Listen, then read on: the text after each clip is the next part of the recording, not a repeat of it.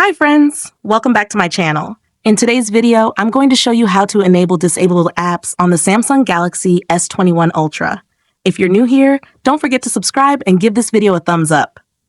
Now let's dive in. Step 1. First, unlock your phone and open the Settings application.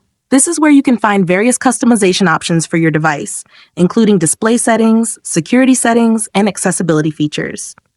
Step 2. Now, locate the search icon in the top right corner and tap on it. The search feature makes it much easier to find specific options without having to scroll through multiple menus manually.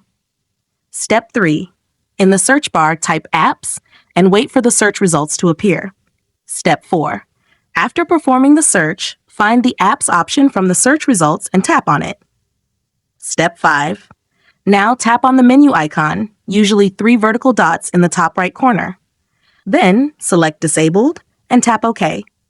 This will show a list of all the apps that are currently disabled on your phone.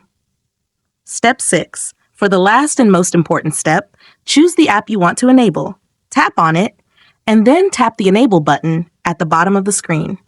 The app will be immediately restored and ready to use. If you found this tutorial helpful, don't forget to give it a thumbs up and subscribe to my channel for more great tips.